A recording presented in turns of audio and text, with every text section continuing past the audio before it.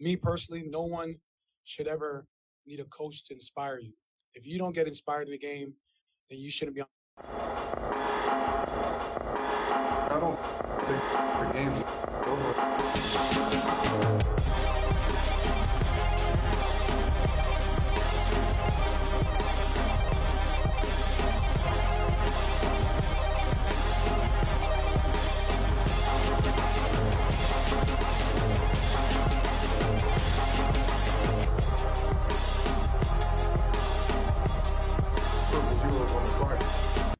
Welcome into Triple Zeros. I'm your host, Josh E. Buck. Hit up the Facebook page, Clocker Sports, website, clockersports.com, email address, clockersports@gmail.com, and of course, like I said, follow me on Twitter, @Josh G. Buck. That voice was one Tristan Thompson of the Sacramento Kings, and he was giving a very heartfelt speech about how he felt about motivation following another loss by the Kings, that time to the Minnesota Timberwolves. But before we get into any of that, we have to talk about why this podcast is being recorded a day late. Because, some things happen to make it happen. So let's get to it.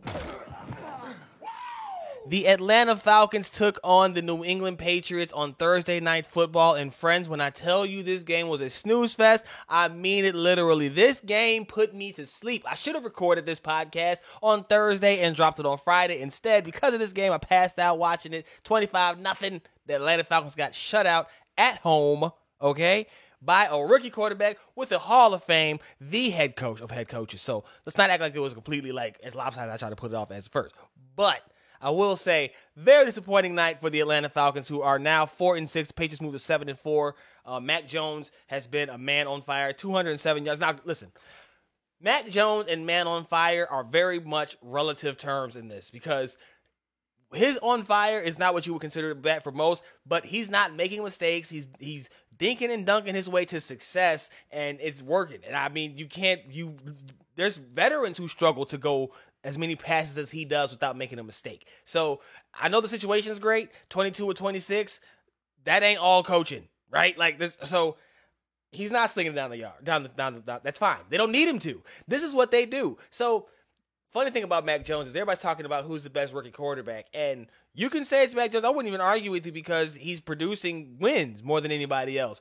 But don't deny what's going on around him. Now, you want to talk about New England being trash with Cam last year? New England got a lot of offensive linemen back. They got some defensive players back, and they added some pieces this offseason to help out whoever was going to be the starting quarterback before Cam Newton even was off the team. So just little bit of context around that conversation, because there's been some funny talk about all of it. That's just funny. Mac is killing, though. You got to love it. Patriots getting 69 rushing yards from Ramondre Stevenson, 56 yards from Damian Harris on the ground. They're spreading the ball around. Nelson Aguilar caught the touchdown. Then you go over to the Falcons. Matt Ryan, 153 yards, no touchdowns, 2 picks. And during the broadcast, they tried to say that most of his picks have been because of drops and misses out, whatever. Matt Ryan, this game put me to sleep, y'all. And I tweeted out, Matt Ryan is ungood. And maybe it's because of the situation he's in. They don't block well, right? They don't do much of anything well, to be honest with you. He doesn't have Calvin Ridley. His best weapon on the field at last night, on Thursday night, was a rookie tight end, a position that typically takes a couple years to acclimate themselves to the game. And so you're seeing struggles that would come with things of that nature. That being said, this is on Matt Ryan, and the Falcons front office are not making this divorce happen over the offseason. You had quarterbacks at your disposal that you could have taken in the draft. You had a plethora of options that probably could have done something with in the offseason, and you stood pat. And here you are with a quarterback who's immobile behind a shoddy offensive line with a horrible set of skill players around him right now, because nobody's healthy, nobody's around but a rookie and a utility guy, Cordero Patterson, who had to miss Thursday because of an ankle injury. This is not good. This is ungood. This is why Matt Ryan got the ungood tweet, because this situation should have been avoided altogether. But instead, for some strange reason, they decided to run it back. I feel bad. As a media member covering the Atlanta Hawks, I see a lot of Atlanta Falcons coverage. And fam, they're hurting. This is a moribund fan base that just doesn't know what to do with itself, because this team, as a Bears fan, I can relate. I can relate to feeling like your team is indifferent to their ineffectiveness. I can relate. At the same time, it's like, damn, that's bad. it's quite spectacular to see how far they've fallen. Like, they're like that meme, right, with the three-headed dragon. You had the Atlanta Hawks last year make the Eastern Conference Finals. You had the Atlanta Braves win the World Series this year. And then you got the Falcons. And then you got the Falcons. And they made themselves competitive over the last few weeks, right? They won 4. They looked like they were going to go winless. That's what you would have thought. It's all bad. I'm so frustrated by it because this is a team that shouldn't be this bad. It should not have gotten. How did they get to this point? That's bad. That's what happens when you let bad continue to be bad for too long, right? That's why the Patriots and Bill Belichick get praised for their philosophy, their methodology in moving on a year too soon rather than a year too late from guys. And I think that's the problem with the Falcons. I just had to get that off my chest because I am just perplexed at how awful this was. It put me to sleep, you guys. I had a lot to do, and it put me to sleep. Painful. Anyway, as I mentioned, Cam Newton, no longer with the Patriots, but he found his way back to Carolina, and he's going to start this Sunday for the Panthers. I don't know what else to say. I'm excited. I think that this never should have been a divorce that happened because they never gave him the kind of team that they tried to put around Sam Darnold. That's not those two things are not related. That's just two thoughts that came together. They put a good team around Sam Darnold, save for the line, which is still a concern for me with Cam, who's much less mobile now than he was when he was killing things without the weapons. But they do have the weapons. And you saw his impact come on when he came into the game, scored 2 touchdowns on 2 plays or 2 passes. 2 plays? One was a running play and one was a pass. So, you just saw the energy that he brought, and everybody got hung up on his "I'm bad." Look, you can be mad and be old man on it if you want to. Never gonna be. I too have my get off my lawn moments, but I will say, in the first game back, playing for the organization that drafted you after they unceremoniously got rid of you, to make that kind of an impact in the game that they dominated, right? Oh, they got an unsportsmanlike conduct penalty out of it on the kickoff. Like, there was no harm in that play, and it's true. He's back because now he's starting. Like, oh man, it might not work. There's a good chance it doesn't. There's a really good chance it doesn't, right? But I, for one, don't think that he had the weapons around him, and I just don't. Whatever. Say what you want about me being a Cam fan. That's fine. I don't care. I'm just telling you that he didn't get the weapons that Sam Darnold got. He didn't have the weapons that Mac Jones got. He will now get a chance to get those Darnold weapons down in Carolina with the Matt Rule, who I just, on the last episode, was questioning who was in control of stuff and what's really the issue there down in Carolina. I just love it. I love it. Superman's back in town, baby. I love it. The only thing that would be better is if they brought Steve Smith in to do something for the team. Like, that would be the only way. And then Pep. Steve Smith and Pep. Like, you know how you have alternate teams secondary? That was my other team that I just liked. I liked those guys. I liked Cam. I liked Steve Smith before that. I liked Julius Peppers. Like, I liked those guys. And I like to see that Cam is getting another shot at it, man, because Sam Darnold ain't it. He not it. And look, man, you could talk about he's not putting up the eye-popping numbers, but he definitely was playing some solid football before his injury last season. And the same was true in his last season with Carolina before he got hurt. So, like, we'll see. I am more than prepared to not be right on this, but I still think he's got something left. Whatever. Say what you will. I don't care. Doesn't hurt my feelings. Antonio Brown, staying in the NFC South. Antonio Brown, Tampa Bay Buccaneers wide receiver, reportedly had a fake vaccination card that he showed to his former chef. Now, that sentence is loaded, okay? You have AB potentially committing a felony, talking about a federal crime, I believe it is a federal offense, with fake vaccination card. You've got a former chef who has taken this to ESPN. You have his team, Antonio Brown's team, pushing back, saying this is a cash grab. And then you have the NFL releasing these, hey, we take this stuff seriously. Meanwhile, the chef is still talking about, hey, this is, he got it from a teammate. Brown's lawyer said that he is vaccinated. And so with that, there's something, you could test that, right? That's not something that can be, I would think, can you? I don't know. Maybe you can. Maybe you can't ask that. That's a good question. Because that changed my thought a little bit. My point is that having the fake vax card is one thing. Are you trying to use it to fool anybody is an entirely different thing. Because I know a lot of people who just have stupid stuff to have stupid stuff.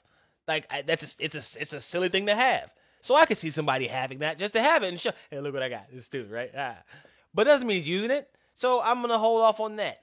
What I will say, though, is this is just further proof that despite their attempts to put on the airs, these sports leagues have absolutely no clue how to deal with this. You still see them going through the same issues that they were dealing with during the bubble or whatever, and the lead up to the shutdowns and all that kind of stuff. So I just find it funny that this is what we're going through at this point. Still worried about it. He reportedly had a fake, and they're investigating and all this stuff. I think they know. They're supposed to know. They don't have a handle on it, and it's gonna keep going this route. And it seems like in perpetuity, but I would imagine that we might be coming to the end of it because even this seems more scattered about the pop over stories like this seem to be fewer, or seem to be lesser now than it was just a few months back. So we'll see where it goes, but it's just funny to me because it sounds bad, but again, like I said, I know plenty of people that have stupid stuff to have stupid stuff. Not gonna completely jump on that just yet. Not just yet. Matthew Stafford's wife, heading over to the NFC West now. Matthew Stafford's wife threw a pretzel at a heckler as the Rams were getting their face kicked in last week. Here's the thing about this. Why? Like, why is she even in the spot to be able to mingle with the fan, right? Like, that doesn't make any sense to me because that just seems like it's dangerous for her, let alone for the fan to get into an altercation, as the Rams have now dropped 2 straight after losing to the Titans and then 49ers. That 49ers game was Matthew Stafford looked very Carson Wentz-ish in that one, and that's not good. Not good. It was not good. So she threw a pretzel at somebody, and my big takeaway is, who is worse, her or Patrick Mahomes' wife? Was it Brittany? I think her name is. Because she threw the water bottle on somebody, and so which one's worse? Brittany Matthews. I'm not sure that one is inherently worse than the other. I will say that the pretzel can be brushed off. The water is going to leave your clothes a little damp and maybe ruin them. Did the pretzel have cheese on it? I don't know. But I'm tired of hearing stories like this, though. Why are these athletes' families in a position to do this? If you have to move them into a box, move them to a box. But this, first of all, I don't know how many interactions like this have happened with Stafford's family, but I know you've had a few with Mahomes' crew, and so that's just I just wonder what point did they say, okay, we're not gonna do this anymore. We're just gonna put him in a box, just put him in a suite and be done with it. Because why? Tell your husband. Never mind. Let me stop. Because Stafford is my fantasy quarterback, and he made me mad with that game, man. We're not gonna talk about it no more than that, but we're gonna talk about it. Stafford. Derrick Henry still leads the NFL in rushing, despite missing the past 2 games with his foot injury, the Jones fracture, and being on injured reserve. I don't know what else to say, but just look at how dominant my boy was before he went down. Another one of my fantasy players that just took out my season for a little bit here. We're still trying to navigate. We're still trying to find our way. Never mind. I'm getting sidetracked. No one cares about your fantasy team. Remember that. Yeah, Derrick Henry still sitting atop the NFL's lead, not only in rushing yards, but also in attempts. Now, he's technically tied with Jonathan Taylor, but he's still at the top. But he is leading in rushing attempts by 43 over Pittsburgh's Najee Harris. Jonathan Taylor of Indianapolis is behind him by 15, behind Harris by 15 with 161 of his own. So, Henry also leads the NFL, second in the NFL behind James Conner with 10 touchdowns. Hasn't played in 2 weeks. Look, the bigger thing about this is there's reports that he could return in January. Now, no one is guaranteeing anything, but that would be quite the boon for a team that has done quite well for itself in his absence and could find itself vying for a Super Bowl appearance come that time. And so if they're able to get him, like they got the Dolphins and the Texans, so let's talk about it.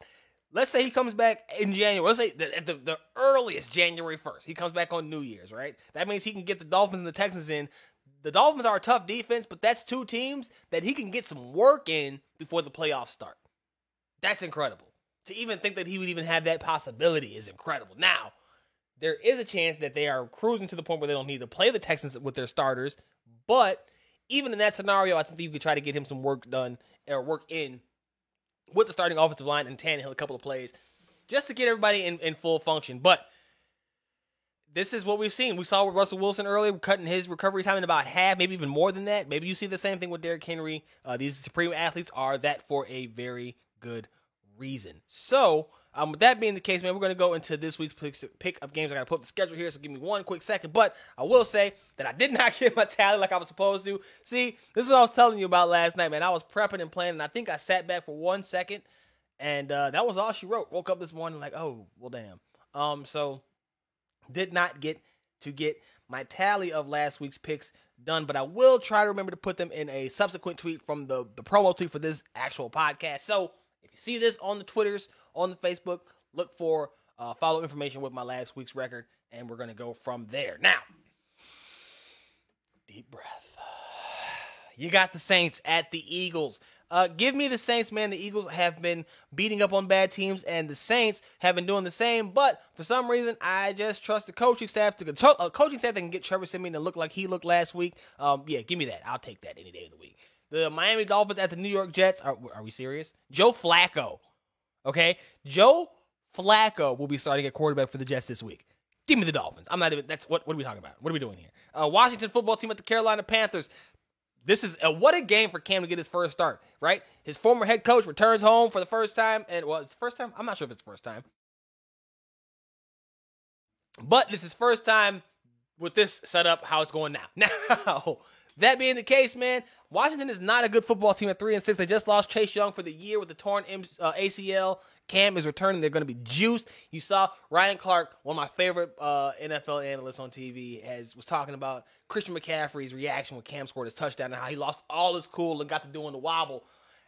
I just found that hilarious, but that just tells you the kind of energy. Matt Rule spoke on it this week to the media. Give me the Panthers at home, getting a big win to get themselves right back in the thick of the playoff race there in the NFC South. You got the Indianapolis Colts taking on the Buffalo Bills in a game that I think is going to be tougher for the Bills than many might want to admit, because the Colts can play defense and they can run the ball, and Carson Wentz is still good when he's good. What I mean is, we've seen the bad and how he can snowball things, but when he's rolling, Carson Wentz deals like very few. He actually has a lot in common with Josh Allen in that sense, because they're both gunslingers. They're both able to extend the play. Big body quarterbacks, right, that move well. They talk about the loss of speed for Carson Wentz, but he still moves well enough for a guy his size. He just has way more mental lapses than Josh Allen has, and so that'll be the deciding factor. I think the home field advantage for the Buffalo Bills will make a difference here. They're a team that needs to prove that they are able to beat the big boys, because they have taken a loss as well, like the Chiefs have of late, that make you question their viability once the postseason begins. So I'm going to say that they make a statement here, and they make one fewer mistake than the Colts, but I would not be surprised at an upset here. So this is going to be the one where I tend to have a flip-flop game. I'm going to leave this in my flip-flop, but I'm going to pick the Bills for posterity. The Detroit Lions will be at the Cleveland Browns. They get Nick Chubb back in Cleveland. Detroit is 0-8-1 on the season. I'm not seeing this being their first win. They won't have Jared Goff. It'll be oh my goodness, what is the guy's name? I forgot his name. I don't remember his name. What is his name? Doesn't matter. That's how bad it is. It's not good. Tim Boyle. That's the guy. Tim Boyle, I believe. Is it Tim Boyle? I don't know, man. Detroit, good luck with that one, because I usually know. And if I don't know, yikes. That's not a good look for you, fam. Yeah, give me the Browns in that game, man. I'm not even, what are we doing here? San Francisco 49ers at the Jacksonville Jaguars. I am mildly impressed with Urban Meyer. Simply by not letting, I don't know, I've got a frog in my throat and my vocal cords. I am coughing every few seconds here. So if you see me pausing in the video feed, you know why. It's because I can't stop coughing. So I am mildly impressed by Urban Meyer and his ability to not let it fall completely off the rails and kind of get some respectability back to how the Jacksonville Jaguars are playing. That being said, Kyle Shanahan has been doing that for years. So give me the 4-5 49ers on the road at Jacksonville Jaguars, who are 2-7. The 49ers just keep on staying alive. I don't know how they do it. They do it though. Yeah, they beat that Rams team and they look good doing it. A team that people thought is an NFL favorite. OBJ didn't do much. First game, didn't expect him to do much. Von Miller didn't do much. I expected more from him. We'll see how that goes going forward. But 49ers are probably the best coach team in that division. Probably. Is that overstating it? I don't know. We'll have to examine that another date. But give me the Niners over the Jaguars. Texans at the Titans. Come on, fam. I just told you. And this is the person who's changed his tune on the Titans because I have never been a believer. But they're showing me some things, so I got to go with the Titans in this game at home over the Texans, who are just waiting for the season to be over with. That's it. They're just there, drifting aimlessly. Packers at the Vikings. Vikings suck. 4-5. They are a team that plays well and still loses. They're a team that plays bad and wins. Green Bay is a team that wins. Period. 8-2 on the season. Aaron Rodgers is back. Looked all right. He looked a little rusty, but he should be fine for this game, I bet you. And he loves to pick on his fellow division mates. As a Bear fan, I know. So they're going to win this game handily. I don't see the Vikings coming away with a W here. They're going to be one step closer to probably getting rid of Mike Zimmer in the end of the season. Baltimore Ravens at the Chicago Bears. Lamar Jackson missed a couple of days of practice, but he does expect to play. Chicago, however, will be without Khalil Mack. They will be likely without Allen Robinson. They could be without Eddie Jackson and a whole host of others as this season has just gone off the rails. And one of the things that I thought about as they were announcing this list of players who were injured and would not be participating in this game on Sunday, Akeem Hicks is one of them. They paid all of this money for this defense that has shown cracks, not been able to come through in the clutch because they've been on the field the entire game. I'm not blaming them for that, but they have not come through in the clutch enough of late. Is now aging, expensive, and injured. That's what you don't want. That's what you can't have when you're trying to build a team because, as you see in the NFL today, most teams build around their offense. So you build this defense that is now hamstringing you all the way around. Well done. Give me the Baltimore Ravens. They're pissed off. They're give me the Baltimore. I got a long diatribe that I want to go on about the Bills, but I don't have the time. So maybe I keep talking about getting an extra episode back in. Maybe I bring that back in so I can do the local stuff exclusively. But I got a long rant about these Bears, man. So disappointing. Baltimore is just going to keep finding their way. They have hiccups. Motivation. They're a team that they, by definition, aren't going to be pretty when they do it. So, whatever. It is what it is. Bengals at the Raiders. Raiders at home over the Bengals, who I thought both of these teams look strong to start the season. Both have faded of late. And I'm going to take the team that's at home because these are both, they're neither one is strong. I don't have much faith in either. The Bengals have more weapons offensively, but the Raiders have played better defensively, at least for the bulk of the season, I guess. I'm taking the home team. I don't have a strong feeling either way, though, because I think Joe Burrow's a better quarterback than Derek Carr, who's been called out again by, I want to say, the Carr. Who did they just play? Let me pull that up real quick because I need to know this because he just got called out for being quick to fold. Joey Bosa called him out on it a little earlier in the year, and most recently, there was audio of him being called out, as I pull up the Raiders schedule here, because I can't, it's not, by Tyrann Mathieu. That's what I thought. Didn't want to say it, but it was Tyrann Mathieu. That's a problem. When multiple opponents are saying it about you, that's a problem. So, that's a problem. Cardinals at the Seahawks, I don't think they will not have DeAndre Hopkins, and Kyler Murray is a game-time decision. Russell Wilson did not look good in his return from his brief hiatus. We'll see if it's just rust or if or if it's that injury still bothering him in this game against the Cardinals defense that's still getting after the quarterback. So he's going to have to look out as against in a system that really is very rudimentary out there in Seattle. So I don't think that they can win with Colt McCoy again. If Kyler plays, it's a different story, but the fact that he's still questionable, a game-time decision at this point would lead me to believe that he's probably not going to play. They're going to preserve him for the deep run, and this could be a game where Russ tries to get his groove back, but again, that defense of Arizona is still legit, even without J.J. Watt. So I'm going to take Seattle if no Kyler Murray. And I would say that even if he does play, it's probably still going to be Seattle because I don't think he's going to be healthy.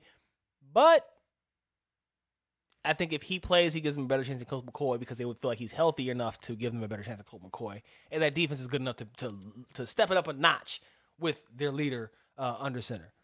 Give me Seattle right now, pending the news on Kyler Murray. Cowboys at the Chiefs. Listen, Dallas, you've been doing a lot of cute things this season. You've had a lot of people talk about how your record against the top teams hasn't been exactly one of extreme challenge. How you haven't necessarily beat anybody of note. Meanwhile, the Chiefs have dropped some really winnable games and have kind of just let themselves fall by the wayside for the most part because they aren't locked in 100% and they're just kind of forcing things. So far, the most impressive win on the Cowboys' resume, maybe the Patriots? They did beat the Patriots? They whooped the Falcons. I don't know. You know, is it the Chargers earlier in the year? That was earlier in the year. This is a different time. That's what's important about these Chiefs. Because Dallas will be up without Amari Cooper for this game and the next game as he's been tested positive for COVID-19. Give me the Chiefs. They're getting hot at the right time. Dallas is dealing with some things mostly that, but I think that the schedule thing is a real thing. Who they played and who you beat does matter, and this is a step up in class, at least from the last few weeks. And they had some issues with the Patriots team, so we'll see what happens when they go up against the Chiefs. I'm taking the Chiefs in this game, especially with no Coop, and I'm not sure the status of CeeDee Lamb and Michael Cooper, but I know no Coop. Or Michael Gallup, no Coop, though. Give me the Chiefs. Chargers hosting the Pittsburgh Steelers on Sunday Night Football. Is Big Ben coming back yet? I'm not sure. I know that they're waiting to find out because he was limited all week in practice. Give me the Chargers either way it goes. While the Pittsburgh Steelers have found ways to win and by mucking it up, the Chargers at home are looking to find a groove, and I think that they're just a better team than the Pittsburgh Steelers, despite that nasty defense of Pittsburgh that does travel. It travels. Trust me. Still give me the Chargers on that one. So it's been a lot of home on these last four. That's 4 straight home teams. I'm not sure if I feel comfortable about that. That usually never works out, but I'm going to take Raiders, Seahawks, and Chiefs, and the Chargers on those last 4 home games. So recap, we are going Saints, Dolphins, Panthers, Bills, Browns, Niners, Titans, Packers, Ravens, Raiders, Seahawks, Chiefs, Chargers, and I'm tempted to change that Raiders, pick the Bengals. I'm not going to do it, but I'm tempted to. Monday Night Football. New York Giants at the Tampa Bay Buccaneers. Gronkowski should be back, so that's something exciting to watch, but I'll probably fall asleep during that game too. So maybe I don't get the extra recording done this week because I am going to have to watch some boring football. Now, Brady has been prone to drop games against bad football teams, so maybe that makes it a little bit intriguing, but as of right now, yeah, I'm not really too excited about it. Like that's we got to do better. And it's really not anything the NFL could do because these are games that are made before we see how these teams actually perform. This is not a good game. This will not be. I do not foresee this being a good game. So hopefully I'm wrong and we'll see what happens going forward. But yeah. So I have to get my tally for the picks from last week, but those are my picks for this week. We'll try to keep up with them this time. It gets hard, man. Don't blame me. It happens. Okay. Life happens. All right. I'm trying. I'm just trying to make it. Don't be mad, please. Just trying to do what's best for us. Anyway, switching gears now. We have some surprising teams in the NBA. I think that one of the things that we got to acknowledge first and foremost is that there have been some hot starts from teams that we didn't necessarily see coming. One of them has been the Washington Wizards. And I have to talk about them more than anything as they sit here now as I'm pulling up the standings in the NBA. They lead the Eastern Conference. They're the top team in the Eastern Conference. Did not see that. I wrote about them and what they've done this offseason. And I like their moves for a team that's just trying to keep things afloat. I didn't think it'd be enough to keep Bradley Beal around. I'm sorry, they're not the top team anymore. They're 10-5. They are now 4th behind the Chicago Bulls, who will take on the Denver Nuggets without Nikola Jokic. So a chance to move to 11-5 and a tie for first place with Milwaukee and the Brooklyn Nets, or over the Brooklyn Nets. So it'd be a tie with, not Milwaukee, Miami. Being a tie with Miami for first place if they're able to get away with a win from Denver and in this road trip with a positive record. Real quick side note about the Bulls. I'll get to that in a second. I'll get that in a second. No, because talk about the Wizards still. Listen, they're getting it done, man. I don't know how long they can keep it up. We've typically seen them start slow and then fade. There's a good chance they start hot and then fade. or start slow and then try to get hot, but it's usually too late. Maybe they start fast now and then they end up fading later, but they're getting it done. And they're beating teams that were playoff teams, playoff contenders. They beat the champs. They beat the Hawks. They've beaten Toronto, which is a tougher team than you might expect, even though they're in the middle of a rebuild here. They've beaten the Celtics, who I don't know how you want to take that yet because they haven't been great so far this season either. But it's been pleasantly surprising. And it's a hodgepodge. What are they? Right? What is their identity? What do you tell me that team is? It's just a bunch of guys who play. They play ball, and it's working. So we'll see how long that lasts, but I'm impressed by what they've done. I did not see this being this good as it's been. So hats off to what they've done. Tommy Shepard and those guys, Wes Unseld Jr. Trying to just keep Bradley Beal in the fold first and foremost. So far, they've been rather successful. So shout out to them for that. The other team in the East has been a surprise. My beloved Chicago Bulls. They are currently 10-5. Like I said, going to take on the Nuggets here Friday night. Defense, right? Coming into the season, there was a lot of questions about fit offensively, size, and defense. 2 out of those 3 things are not an issue. They have fit very well offensively, as so much so that you had Zach and DeMar in the top 10, both in scoring for a stretch there. DeMar DeRozan has been in the conversation for the MVP early here in the early going. Zach hasn't been great, and they've still been winning, right? He's been dealing with the messed up thumb. They've been without Vucevic for the past handful of games, and they've been okay. I mean, they paid for it last game against the Blazers, but you get what I'm saying. They haven't drowned without him. The defense, led by Lonzo and Alex Caruso, Lonzo Ball and Alex Caruso. In totality, I'm surprised by how I was just on with Michael Mercado of Sports Cubicle and Sportsman Couch talking about how surprised I am at how quickly it all came together. Not at what's happening, but just at how fast they've gotten it to work. Keep it up, because this is the type of stuff that gets fan bases excited, keeps it going on for a while, and it just looks like something sustainable. And once they get Vooch back in a few games, look out. It's going to be tough. Another team that's been a surprise, another one that I actually did kind of see having this kind of a start, maybe even a better start than what they've had, Charlotte Hornets. Sitting at 9-7, they are 5th, and actually tomorrow's article for Soaring Down South will be focused on how they and the Hawks have virtually switched positions from last season, where they were the ones who were on the outside looking in, while the Hawks were making their impressive run to the Eastern Conference Finals, where they were to the playoffs and then the Eastern Conference Finals. This year, obviously, it's the Hornets who are sitting in the playoffs currently, while the Hawks are currently outside. So that'll be the article that I focus on for Soaring Down South tomorrow ahead of their game as they face off on Saturday. But I just impressed with not only what the Hornets of the team have done, but the improved play of Miles Bridges, and as a whole, what Michael Jordan has done recently as an owner.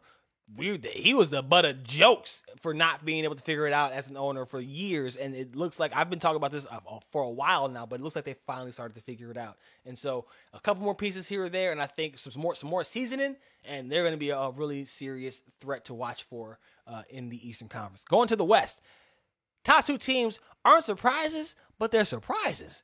Here's what I mean. You got the Golden State Warriors, who are 13-2, right? Steph Curry's looking like the MVP for the season so far. And then you got the Phoenix Suns, who have won like 9-10 straight games, like without DeAndre. Like, they're doing things.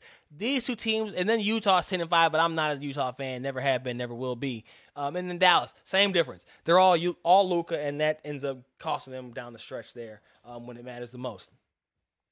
Phoenix and Golden State, they'll play team ball, and they play defense, and those are recipes for success. Now, you can see a surprise team. I'm high on Denver's long-term view. Maybe not so much now. We'll see what happens with Jokic with all this. If the injuries keep piling up for them, things could get real tough real fast. But as it is right now, I still have a bullish outlook on them for the rest of the season.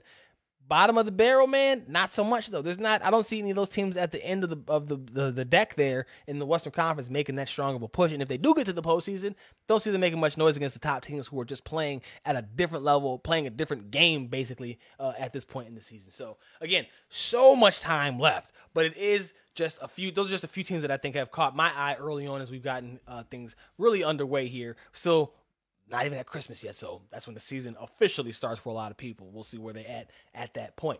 Dirk Nowitzki will be getting his number 41 jersey retired by the Dallas Mavericks. That's going to be a great ceremony to have, I would say overdue, but it's not overdue. He just retired a few years ago, so it's not like it's that. Like they've been waiting for forever. What has he been going on? 3 years? 2 years? 19, 20, 20, 21, 21, 22. Yeah, this is the third year being out of the league. That's not bad. Like, it's not that long. But hats off. Well deserved. Foregone conclusion. We figured it out. Recently, though, moving on, that's just a real quick hats off to Dirk for that, for a tremendous career. Players have been seemingly solving the NBA's shooting foul rule. I wrote about this for Soaring Down South. Go ahead and check that article out. Focus on Trae Young, but also mentioning James Harden and then what Dame Lillard had to say about the new rule changes. And then going back to Harden and Young and how they've kind of brought their games back to life over the past few games. Trae Young, before his last game, was averaging 30.2 points over his previous 6. That was second in the NBA in that span. James Harden was up to 26 points or something like that over his last 4. They're doing things, and at least in Young's case, he was doing it without getting to the line a whole heck of a lot more outside of 2 games. So, very encouraging. You like to see players maybe complain less, but more importantly, just figuring out a way around it because they're not going to change it. Maybe it's been some of the refs calling plays a little bit less because I felt like they were over-aggressive to begin the season. Maybe they're kind of loosened up as we've gone on here. But overall, I just like seeing what we saw because to me, that's what it's supposed to be like. It's supposed to be what we've seen, right? You're supposed to have guys have to fight through physicality. I didn't like the easy ticky-tack foul. So just find that happy medium. That's all. Just find that happy medium. Buried it long enough. Here's a clip. Tristan Thompson following the loss of the Minnesota Timberwolves for the Sacramento Kings. Very impassioned. And here we go. We'll be going shortly as soon as I get that clock right. I'm going to say this. I think no man in this world should rely on another man to inspire them. Point blank player. You could put that in all capitals. Me personally, no one should ever need a coach to inspire you. If you don't get inspired in the game, then you shouldn't be on the court. Losing teams, losing players, you need to get inspiration from your coach. And I'm not with that. My teammates better not be. My teammates aren't with it because I know guys want to win and they want to win badly. So it's not about Coach Walton inspiring you. This is not no freaking glory road. No, you got to be ready to play. Your number is called. You in the damn game. I don't need no coach to inspire me. Never have, never will. The day I need a coach to inspire me is the day I'm tired. I'm going to go play with my kids in the park. So I speak for my teammates with that quote. So we don't need no coach to inspire us. I know Towns is a good player, but, we had a game plan for him. And, yes, you want to force him left, but if he gets right, your teammates got to have your back. You got to help your team. It's the same way where if I get beat and I want my teammate to be there, I got to be there for him. That's part of being on a string, and that's how you build a defensive mentality. And the league is hard. It's hard to win. We don't have the luxury of having, that go-to guy like a LeBron, a Kawhi, or a PG, or a Jason Tatum, or Luka. We got to win collectively. So those little things, like with Towns or even with Anthony Edwards, we got to shrink and show bodies and make them second-guess the move they're about to make. And so there you saw Kings forward Tristan Thompson talking about the team and motivation and just really all the stuff what he doesn't need. Talking about the team not looking to Luke Walton, right? Talking about the team just rotate. Now, a lot of people are going to laugh because Tristan Thompson is Tristan Thompson and he's a Kardashian. He's had all the drama. Been in the news for he's been on Shaq on the Floor, right? He's had all stuff. Tristan Thompson is also an NBA champion, right? A pivotal member of that 2016 championship team and has been one of the better rebounders in this league for a while, despite some of the bouncing around that he's done in recent years. So when he speaks on it, it's not like it's coming from a place of ignorance. He knows what he's talking about in terms of at least that part, right? Finding motivation from yourself. And it just kind of goes to show something that I talk about all the time. A lot of teams are just glorified farm systems for the major markets. And I think this is one of the reasons why. And you see what he's talking about. He's not talking about guys not being good enough. He's talking about guys not trying hard enough. Guys not being prepared, not being fired up to go as they lost 107-97 to the Timberwolves on Wednesday. How do you not vibe with that? How do you not feel what he's saying there? I'm not sure it's going to translate to anything extra because it's the Kings. They suck. Like, let's keep it a buck. But I think what he's saying, again, is not right. 8 points, 9 rebounds in 17 minutes, 15 seconds. 3 personal fouls. 1 steal. 4 or 6 on the free throw line. He was contributing. It's going to get laughed at because it's Tristan Thompson, but I don't think he said anything wrong. I'm pretty sure most people feel like he didn't say anything wrong. But not more than that, I think he was right. If you're not motivated to come out there, and he's clearly seeing it, so if you're not motivated, then damn it, do something else. And that's in any walk of life, man. If you're in something and you're not motivated to do it, bro, you are doing nothing but holding up everybody else if you're not motivated to get it done right. All right, and so I loved it. Not a big TT fan, never have been, probably won't be going forward. But that was a boss move to me because I think that a lot of times we kind of gloss over that. We kind of gloss over the players, need to kind of, you just got to do it. Like he said, you got to be motivated to do it. And for millionaires, if you're relying on somebody else to come to get you hyped up for something you're getting paid millions to do, he's probably right. You don't need to be out there. I fully agree with that. Best quote he's ever said in his life, and professionally, as far as I can tell.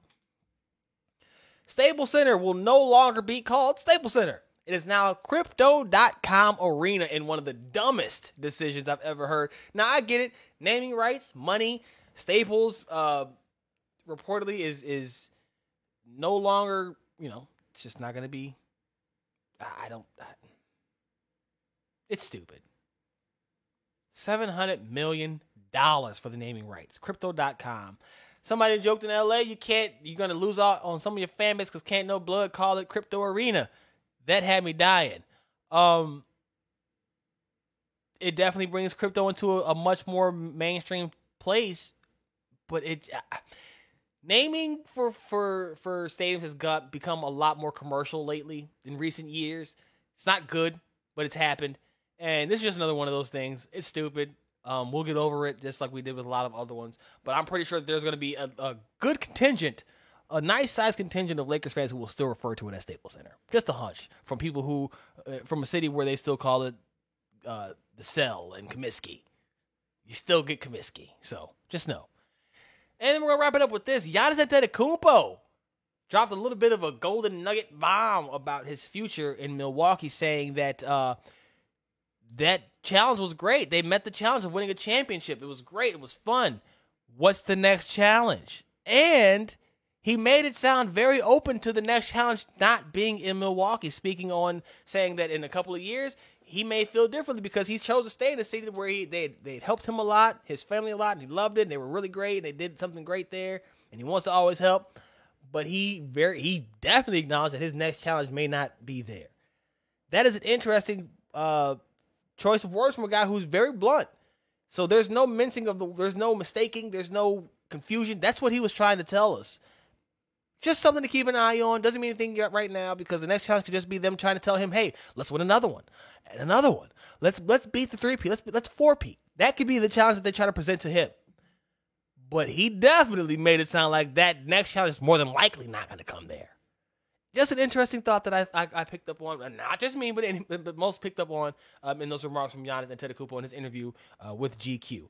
That's going to do it for this episode. Just be sure to follow me on Twitter at JoshyBuck. Hit the Facebook page, Clocker Sports, website, clockersports.com. Email address is clockersports@gmail.com. And, of course, follow the show on Facebook and Twitter at 30spod, the number 30pod on Facebook and Twitter, man. Until the very next time, I think you already know what it is, bro. That right there is the sound of the horns. I'm gone.